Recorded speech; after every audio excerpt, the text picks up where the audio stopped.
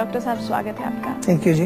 हमारे शरीर का सबसे खास हिस्सा हमारी आंखें होती हैं, जिनसे हम दुनिया की हर चीज को देखते हैं, महसूस करते हैं। लेकिन आंखों के जरिए दुनिया की खूबसूरती को आप तब तक ही निहार सकते हैं जब तक आपकी आंखें सुरक्षित हों, और आंखें तभी सुरक्षित रह सकती हैं जब आप उसकी सही से देखभाल करें।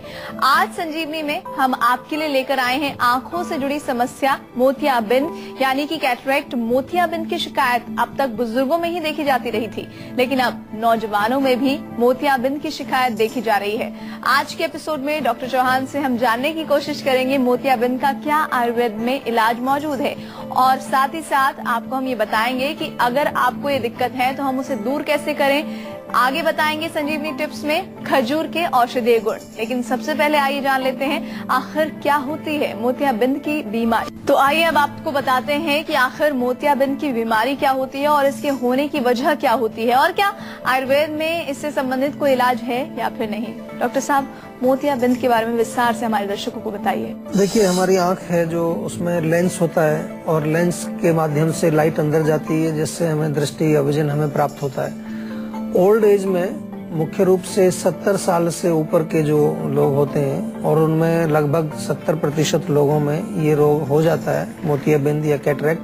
क्योंकि धीरे धीरे जैसे हमारी अवस्था बढ़ती है, हमारी आयु बढ़ती है, तो हमारी आंख के अंदर एक विशेष प्रकार का ड्राइनेस या एक खुश्की उसमें आ जाती है। आयुर्वेद की दृष्टि से कहें तो वात का प्रकोप, पहले भी हमने बहुत बारी बताया कि वृद्धावस्था में वात नॉर्मल ही बढ़ती है, उसको आप रोक नहीं सकते हैं, क्योंकि डीजनरेशन बॉडी में हो रहा है। तो उसकी वजह से एक ड्राइनेस पैदा होता है, जिससे कि जो हमारा आंख का जो लेंस है, जिसके अंदर से लाइट जाती है, वो थोड़ा धुंधला होने लगता है, और धीरे धीरे वो बिल्कुल अपारदर्शक हो जाता है, बिल्कुल जो है उसमें कुछ दिखाई नहीं देता है। उस समय फिर आपको डॉक्टर से इसका ऑपरेशन कराना पड़ता है। वो लेंस निकाल करके दूसरा लेंस उसमें आजकल इम्प्लांट कर देते हैं। तो ये रोग एक तरह से देखा जाए तो एक उम्र के साथ संबंधित ये रोग है।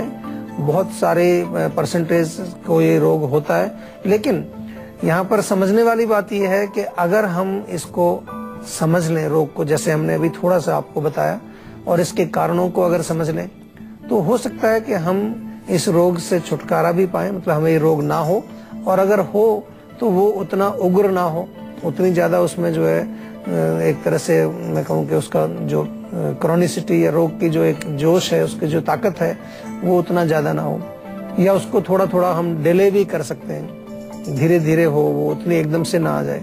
जैसा कि अभी आपने कहा कि आजकल यंग एज में भी होने लगा है, क्योंकि जो कारण है रोग के, वो हमें समझने बहुत जरूरी है। और कारण जैसे कि एक तो मैंने बताया वात का प्रकोप, तो वात का प्रकोप यंग एज में भी हो सकता है, क्योंकि अगर ज्यादा हम खाएंगे भोजन जो वायु कारक हैं, जो वात को बढ़ाते हैं, तो उससे प्रॉब्लम होगी। कभी कभार ऐसा भी होता है कि बहुत ज्यादा तेज लाइट्स में आप काम करते हैं, तो आंख आपकी लाइट लगती है। खासतौर पर जो वर्कर्स होते हैं, जो वेल्डिंग करते हैं, उसमें भी आपने देखा होगा बहुत तेज लाइट वहां से निकलती है। वो आंख अगर ज्यादा लगती है आंखों में, तो उसके कारण भी आंख के जो लेंस में खराबी आ जाती है। इसके अतिरिक्त कुछ बीमारियां भी हैं जिनकी वजह से लोगों को जल्दी मोतियाबिंद हो जाता है। जैसे डायबिटीज है। डायबिटीज एक ऐसा रोग है कि डायबिटीज के कारण हमारी आंखों पर फर्क पड़ सकता है।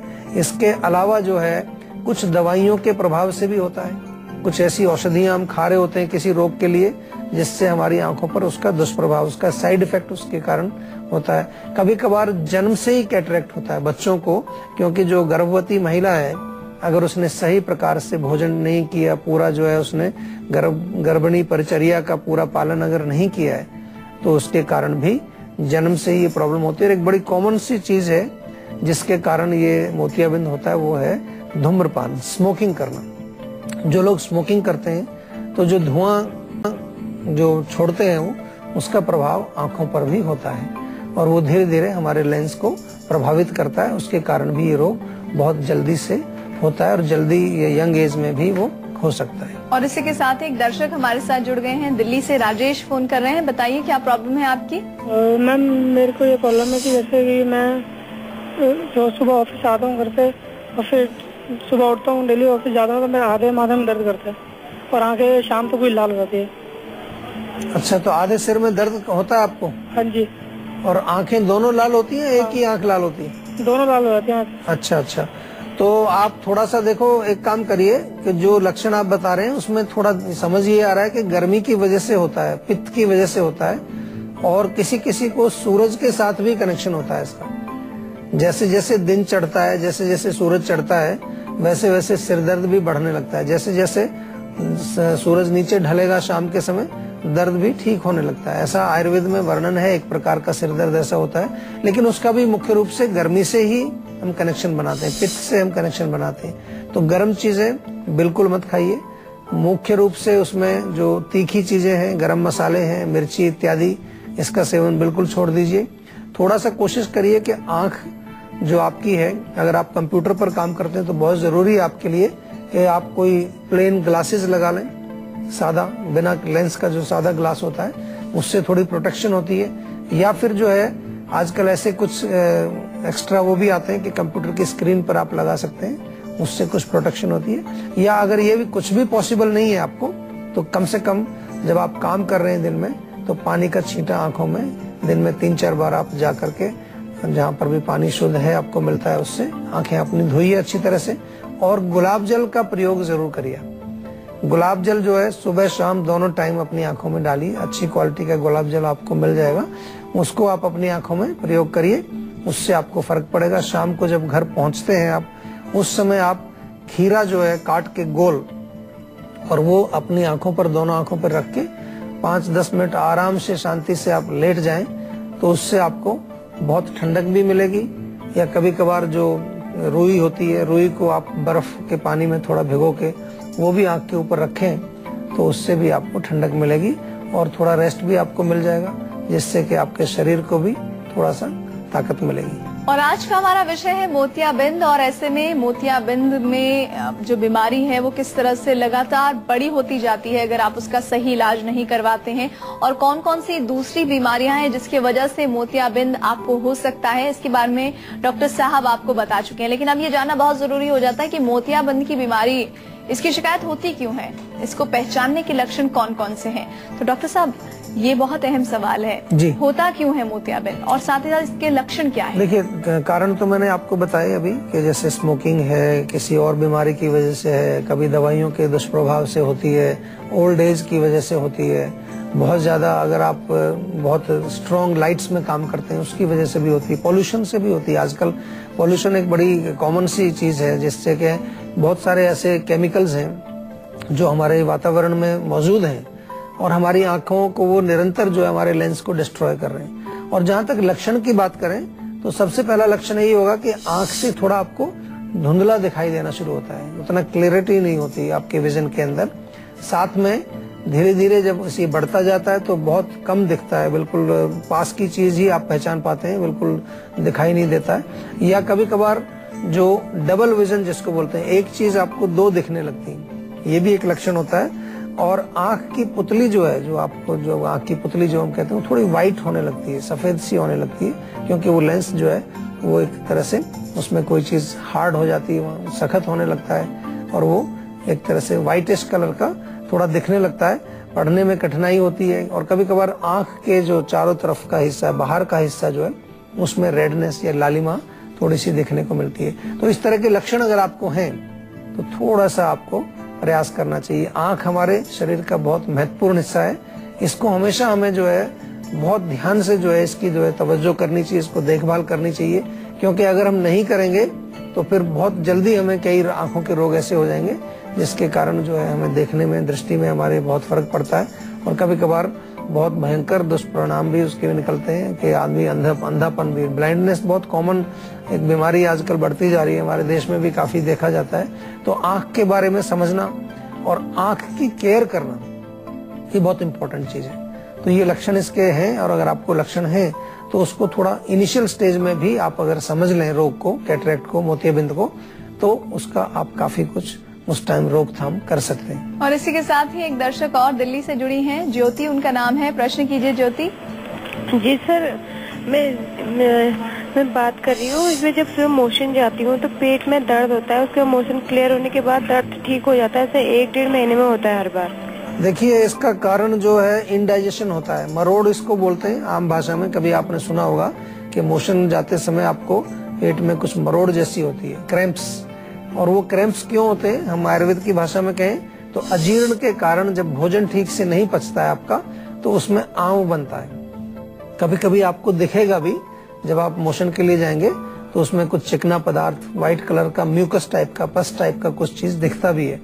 तो म्यूकस ना बने उसके लिए आपको क्या करना पड़ेगा, सौंठ, सौंफ और धनिया, 3 चीजें, सौंठ, सौंफ और धनिया, तीनों को बराबर बराबर मात्रा में मिला करके एक चूर्ण बना लीजिए। बड़ा सिंपल है, आपकी रसोई में भी चीजें मिल जाएंगी।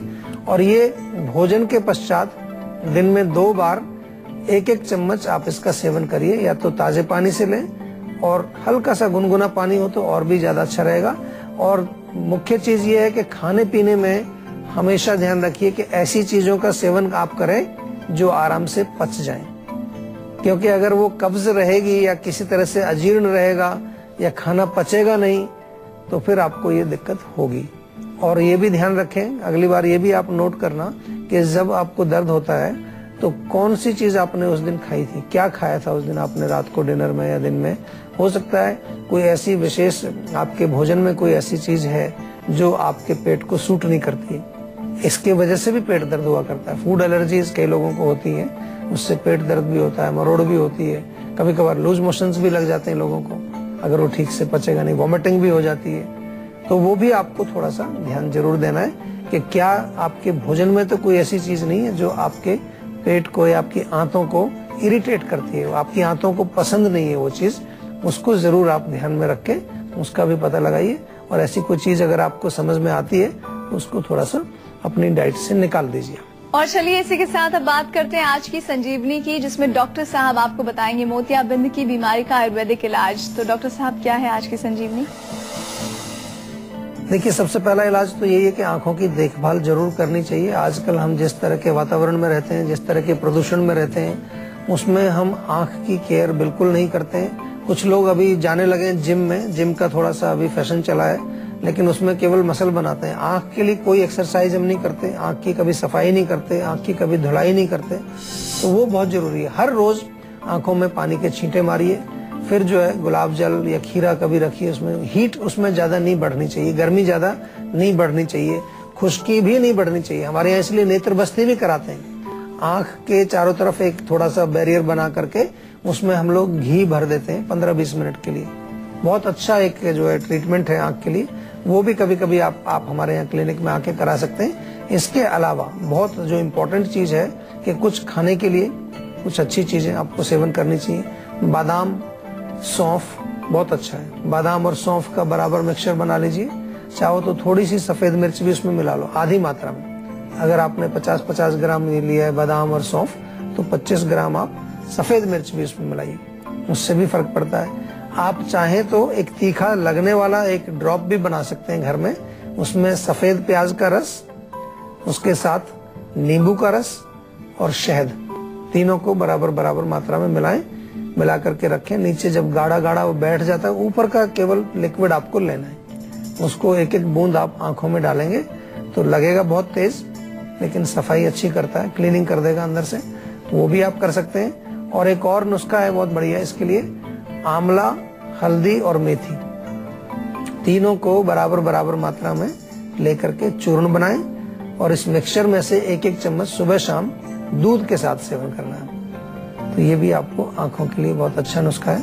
और जैसा मैंने कहा कि सफाई के साथ साथ आंखों की एक्सरसाइज भी बहुत जरूरी है, जिसमें कुछ चीजें ऐसी हैं कि आप आंख की जो पुतली है उसको घुमाना, उसको ऊपर नीचे करना, दाएं बाएं करना, इससे आपको बहुत फर्क पड़ता है।